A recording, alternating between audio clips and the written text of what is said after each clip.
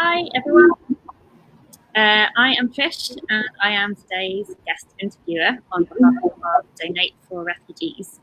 And today we have the wonderful Caroline Patet, who is co-founder of Refugee Women's Centre and a founder of Maison Sesame. And she is speaking to us today from Dunkirk in France. So hi Caroline. Hello, thanks for having me today. I'm really looking forward to hearing everything about your experience. Well, as much as we can fit in, anyway, about your experiences. So, hello to everyone out there. We are going to ask Caroline like a few kind of key questions just to sort of get a sense of what she gets up to in France, and not just her work, but a bit about her as well, sort of personal story. And if you want to ask any questions, you can put them in the little chat, and I'll pick them up. We'll get to them at the end, basically. So so I hope you enjoy hearing Caroline just chatting with us. So she's a bit of a legend in the refugee support world, and so we really want to celebrate you today, Caroline. And I know that you're kind of coming towards the end of a certain chapter in your work as well. So we'll get into that as we go. So perhaps you can start by just introducing yourself in your own words and a bit about what you do in France. Yeah, sure. So I started volunteering in 2016, about 4 years ago now.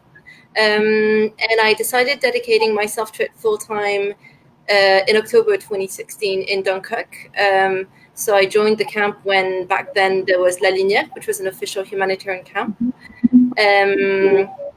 And I joined the Refugee Women's Centre, which at the time was just a physical centre. It wasn't a charity, or there wasn't much of an organisation. It was just a place, which myself and the volunteers at the time decided to turn into an official charity.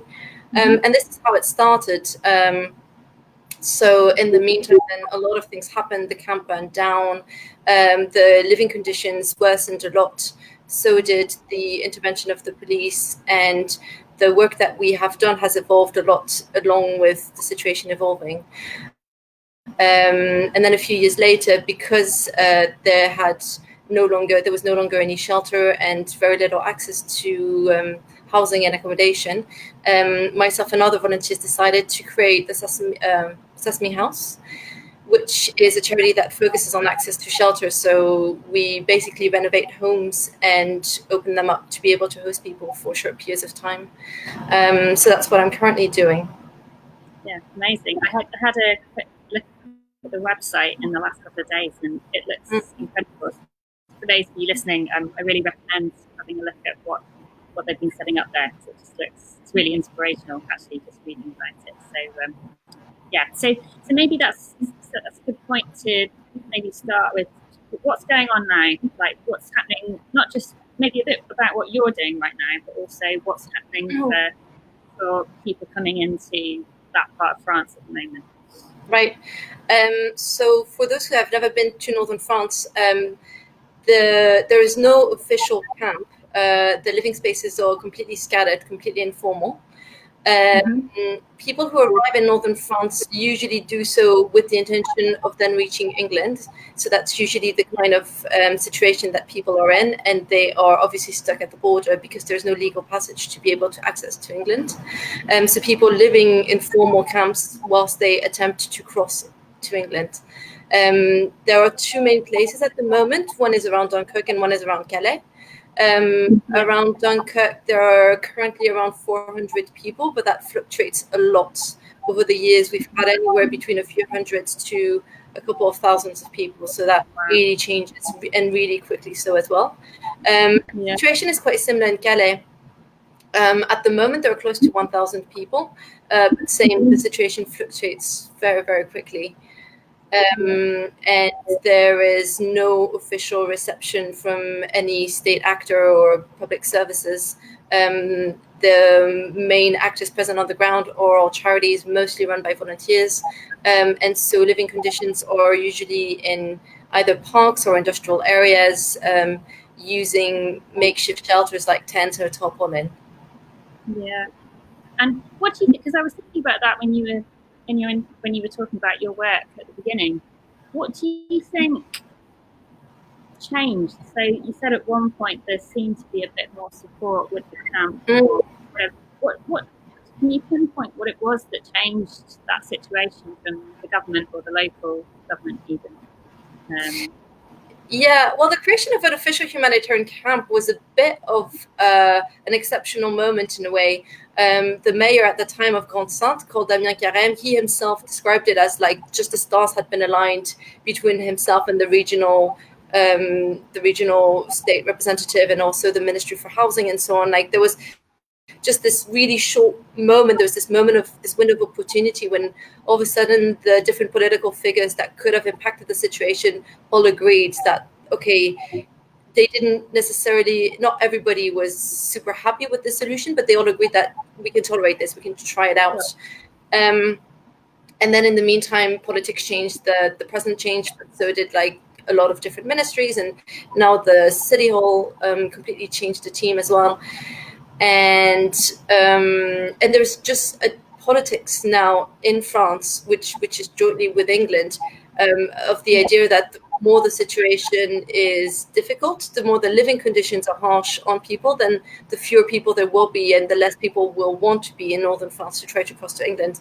And so that's what is currently carried out. So it means there is no way that the state or any local representative would want to currently have any form of camp or hosting directly at the border. Sure, yeah.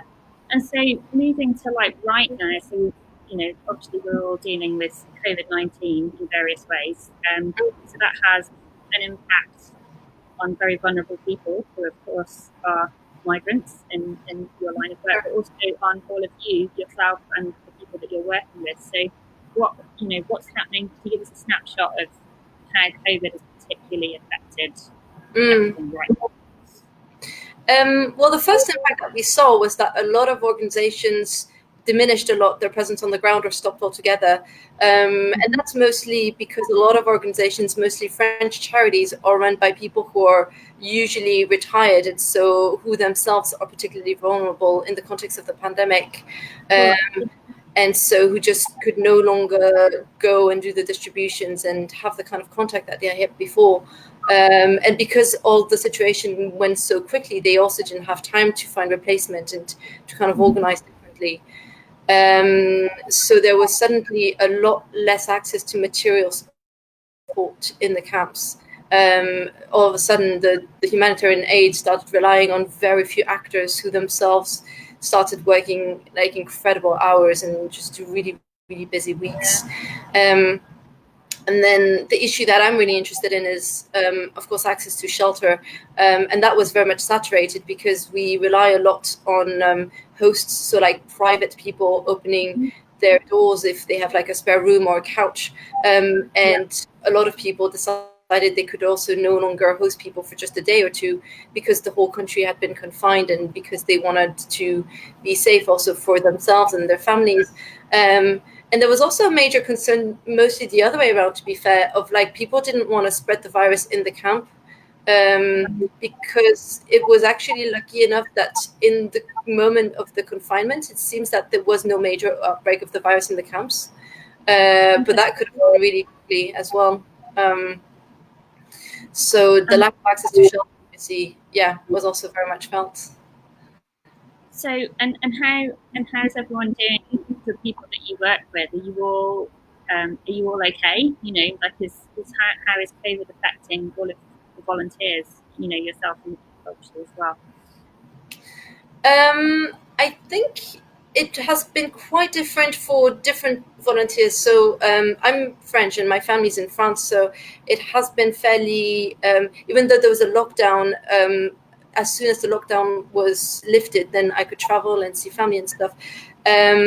But I think it was particularly hard for volunteers who came from other countries, and particularly with England, because that border closed quite early on. And so in the Refugee Women's Centre, a lot of the volunteers, the majority are usually British.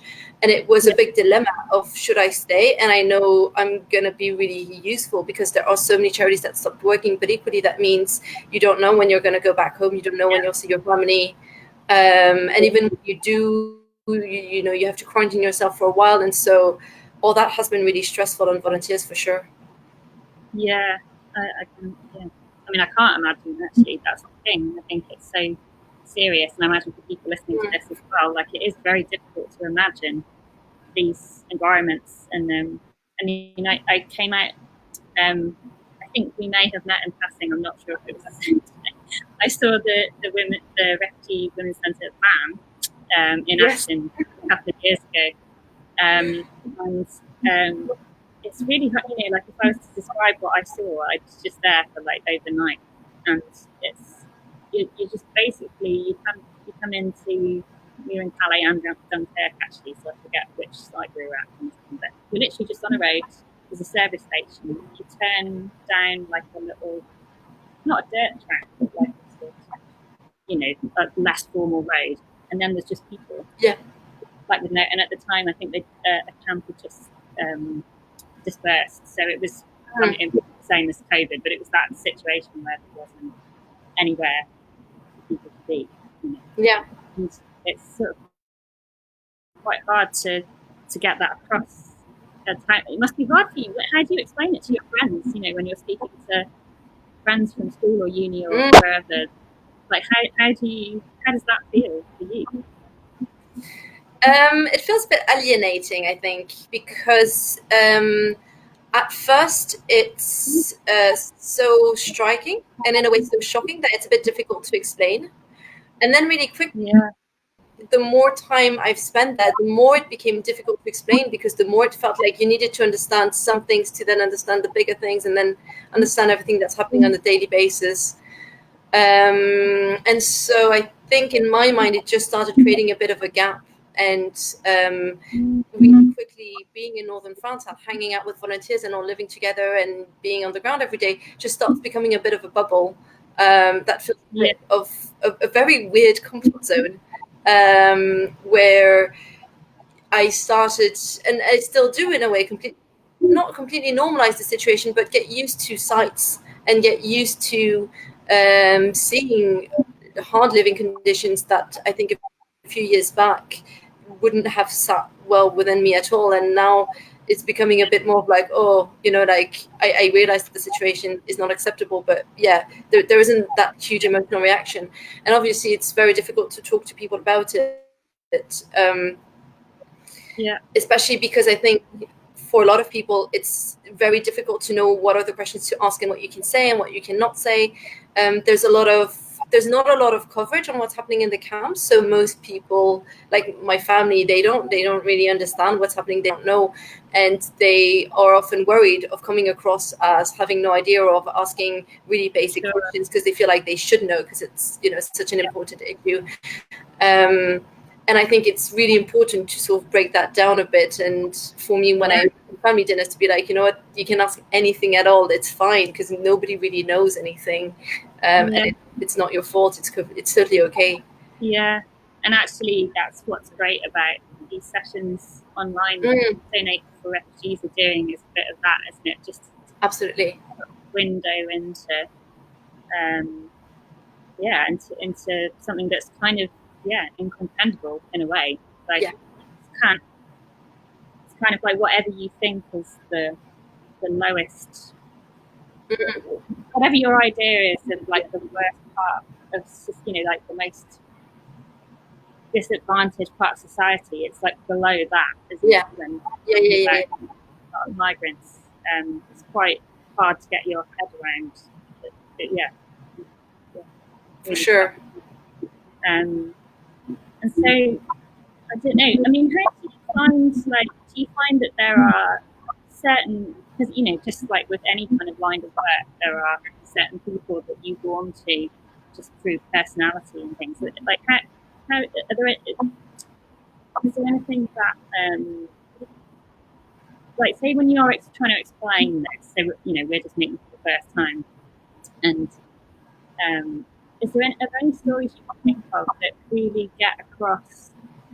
Oh, I think I see what you mean. Yeah, like a really poignant moment that really kind of sums up a certain thing of your work. Like, there are definitely moments that I like to talk about. And it's always a bit of a dilemma of whether to kind of go with the classic things of like talking about families, talking about when you meet a family out in the cold and you see that they're not doing well and the child is ill and the parents are just looking for solution. And then very, very luckily at the moment, I'm working with a charity that where we can offer host housing and we can offer a bedroom.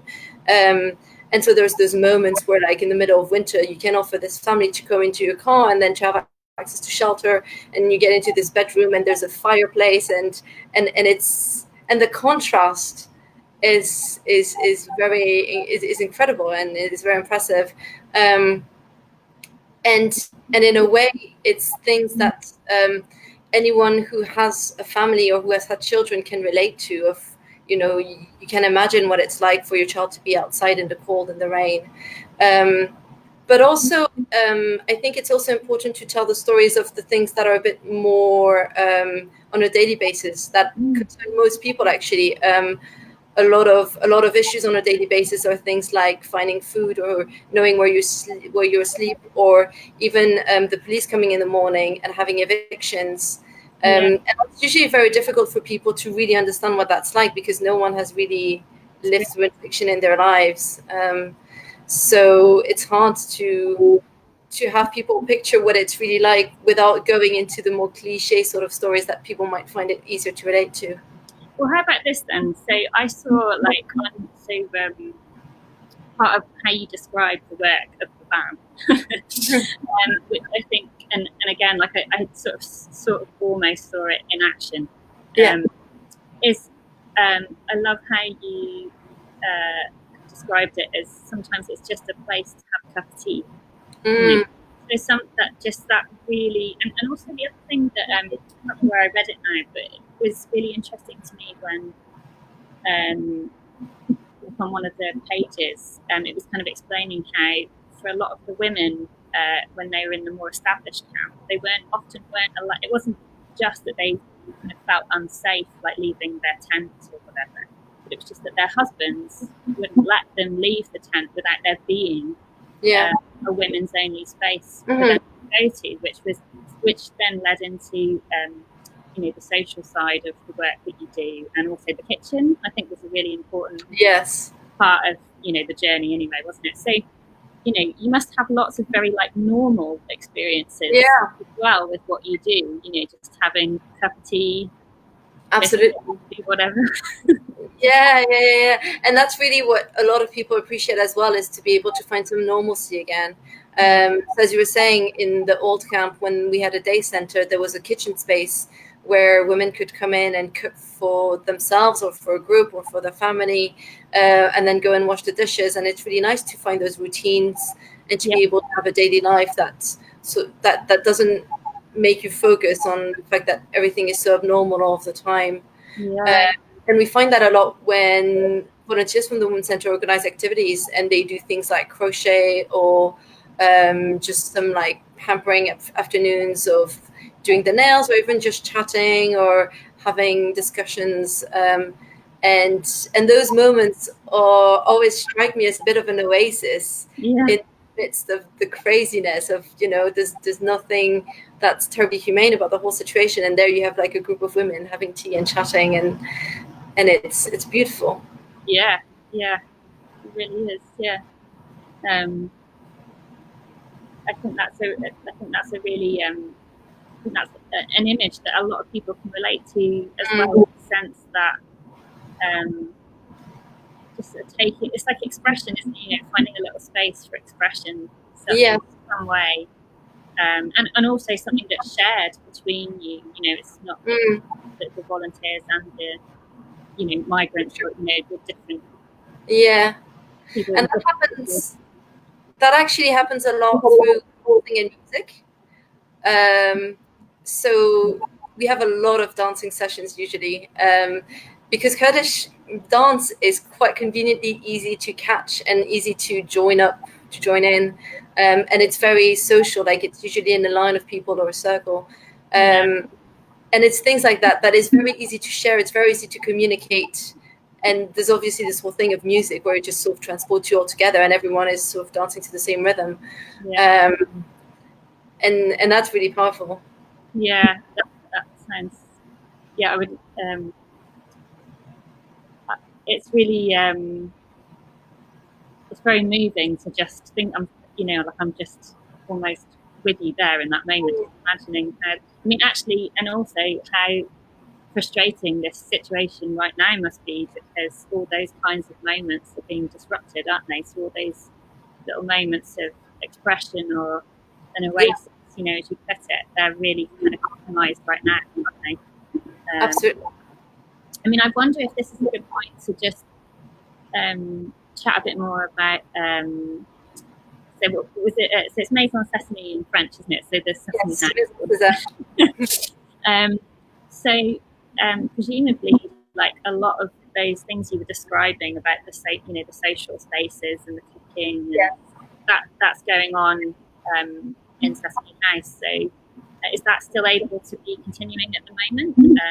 Yeah, absolutely. So that's exactly what we're trying to do. We're trying to question what is it to welcome, what is it to open your doors, and what does hosting look like. And for us, hosting is not just providing a bed and a place where people can like cook some food and have a shower. It's a lot more than that. It's providing a home. It's providing a space where we can live together and have a bit more of a shared common like community living. So we started hosting last year in November. And during the confinement, we didn't officially stop, but we were advised by medical organizations to only host for people who were willing to stay for at least a month or two, because we didn't really know how long the confinement would be. And that didn't concern a lot of people. Like, we only hosted 4 people over the period of confinement. So it's only in June that we started like properly being able to host more people again, even though we're still sort of keeping an eye out if there's anyone showing symptoms or anything. And we're really finding that's what a lot of people want. They want a space where they can rest and share and cook and laugh and chat. Yeah. And do you think that I'm just thinking about, like, it's possible many of the people listening into this will have seen, increased incidents of migrants coming across on ships, no, ships. That's definitely not the right word. Small boats. Right. Last, I mean, it's happening a lot, but it's been in the news a bit in the last week or so. And is that something you see a correlation between? So, like with COVID, like people not having, so obviously these places that they can rest, as you were talking about, aren't, there's not as many as there were. Does it seem like those people are therefore even in more of a hurry to try to get across the border? Or maybe you don't know, I don't know. I think people have always been in a way in a hurry to cross the border, but before, most people were going through less visible ways, for instance, lorries. But I do think that the existence of places where people can rest is really important for people to take the time to think about the options and is this really something I want to do. So that's the aim of Sesame House, is to say, here you have a space where you can rest. We're not directly in Dunkirk. We're actually about 20 minutes drive away. So it's a bit rural. It's a great place to have some fresh air and to relax. But there's the disadvantage of mobility. People can't directly go to the border from there, not on foot at least.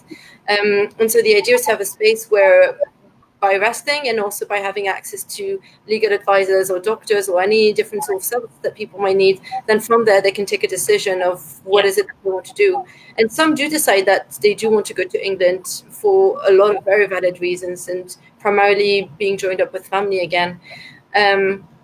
But then some people say, okay, no, I want to stay in France. Some people go back to another European country where they had maybe been before. We've had one case of people who decided to ask to be sent back to Iraq. And so it's, I think, by providing a safe space, that the idea isn't that we want to influence the decisions that people make, but just to provide an opportunity for people to have a think about what is it that they want to do whilst being in comfortable enough situation that there isn't this rush. Yeah, that's a really strong.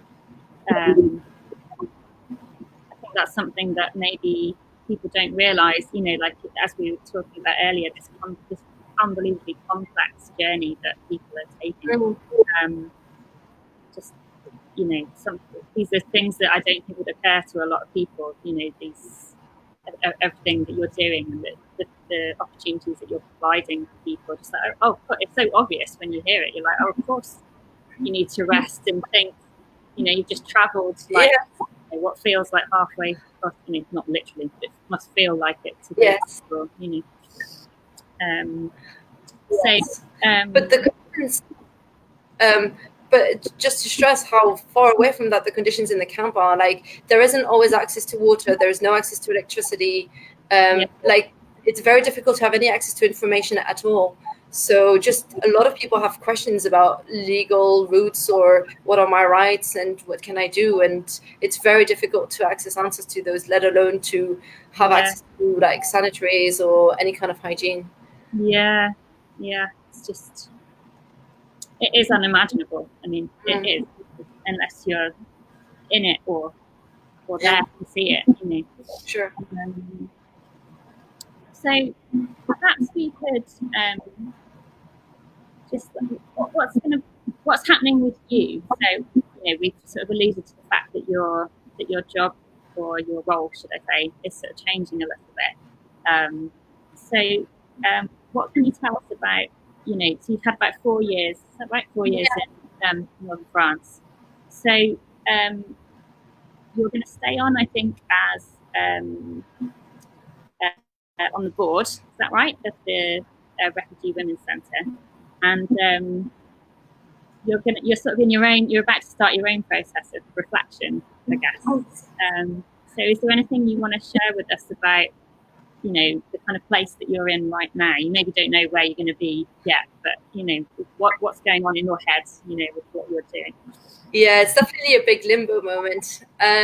So I arrived, like a lot of volunteers, in 2016. And actually, there aren't many volunteers. There's a few who sort of stayed on this whole time. And for me, it's kind of coming to a bit of a natural close where it is a very tiring situation, and most charities are not sufficiently funded to be able to create job opportunities. So everyone is there on a volunteer basis. And so I'm planning on leaving in a couple of months from now. So Sesame House will very soon be recruiting for someone to take on my position, which is a project manager for Sesame House. So watch this space if you are interested in being project manager for Sesame House. And I think it will be really helpful to kind of take a step back and to be able to reflect on all of what has happened over the 4 years, because everything is so intense and the days are so long that actually I didn't really get much time to sit and just think about it and to process all the emotional roller coaster that's been happening. So I think it's time for sure. Yeah, and I mean, it's like a massive, it's kind of a massive debrief or a massive deflection, maybe even. You know, so you'll need lots of encouragement from those around you, I suspect. To like not get stuck in, you know, you'll be like a week in and be like, oh, but this is happening, and I'll be like, no. Hey, God. So yeah, and I don't know. I'm just going to check if we've got any particular questions that I think we're okay. So I'm going to sign out with Caroline in a minute. So if anyone's listening out there that does want to ask a question, now's the time. Otherwise, I'll just keep asking them. So is there anything that we haven't spoken about, Caroline, that you I don't know, anything that you want to mention to point people to? I mean, you just mentioned the new job that might be on the horizon. Is there anything else that you'd like to share with us that you think is really important? Yeah, for sure. So I kind of wanted to share what are the biggest needs at the moment. And if anyone was wondering sort of like what I can do to help and so on. So the two projects that I'm involved with, the Refugee Women's Centre and Sesame House, both have an aspect of access to shelter, but of course in very different ways. And that's kind of reflective of the sort of two different type of solutions that are happening in northern France. So there's still a huge need for emergency needs daily on the ground, mostly through the distribution of vital items like every day. And then at the same time, some people are trying to build more like medium to long-term solutions, because the camps have been existing for northern France for close to 30 years now.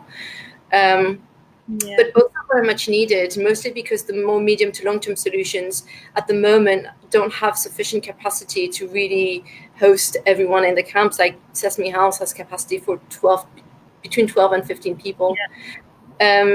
And so in terms of needs, like the Women's Center, for instance, at the moment has completely run out of tents. And so they need tents, they need bedding. There's a lot of evictions. There's a lot of new arrivals. Like in July alone, they have had 90 new families.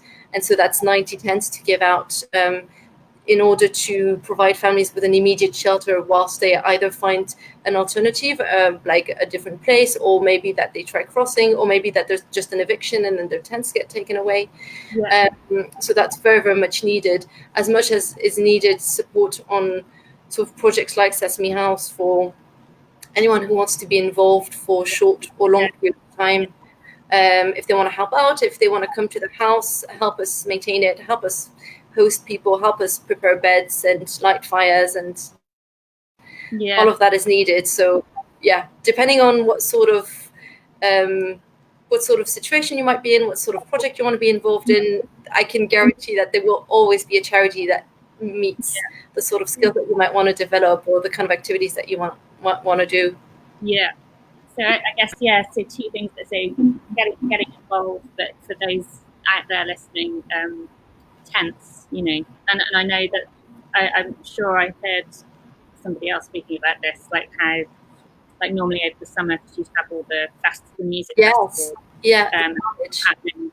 So for those of you who haven't heard about this before, what happens is, I don't know the logistics of how they do this, but people can leave their tents behind at the end of music festivals in the past, and then the ones that are sort of salvageable are collected up, and they can go to refugees, to migrant, anyone who needs them, basically.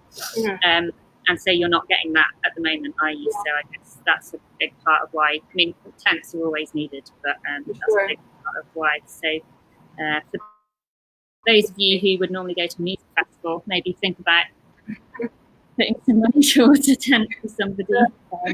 That would be very much appreciated, I'm sure. Absolutely. I mean, we've sort of had a whistle-stop tour of what you do, Caroline, and it's very inspiring.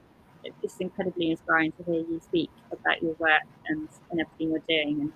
And I hope you have a really good rest. When you get there, like at the end of the day, get your energy levels back. It's been fascinating. So thank you from me, but also from Donate for Refugees, who are sort of who are hosting all these wonderful conversations at the moment.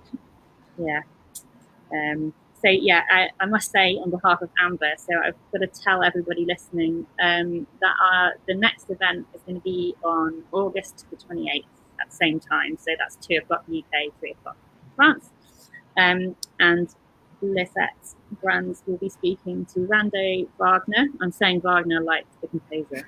That's right. Of One Human Race in Athens. So is that 2 weeks? That is 2 weeks time. 3 weeks time.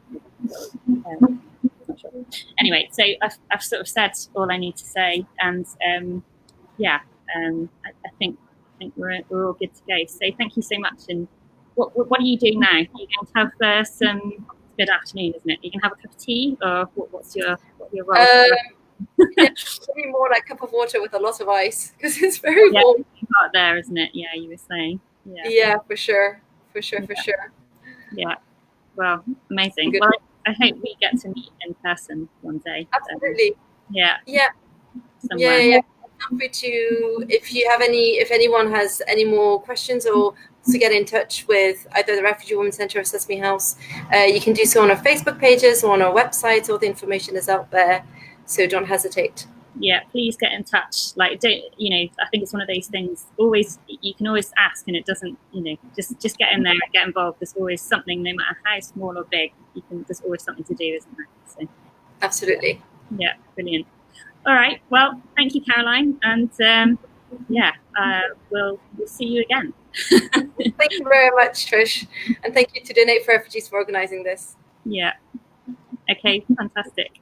Oh, someone's just dived in. Do you need clothes and shoes? Actually, we have a bit of a biased partnership between Sesame House and Women's Centre. So basically, Sesame House asks the Women's Centre for stock, and the Women's Centre is using the same warehouse in Calais as other organizations. So yeah, for sure you can have clothes and shoes go there, and they're linked with Help Refugees. And if you need any information, it would be on the Women's Centre website. But yeah, absolutely. Yeah. For everyone, for women, for men, for kids, all ages, all sizes. Yeah, so that's a big yes. Yes. Thanks for asking. Okay, fab. All right then, Caroline. Well, have a good afternoon and stay cool. You too. Right. Bye-bye. Okay, bye.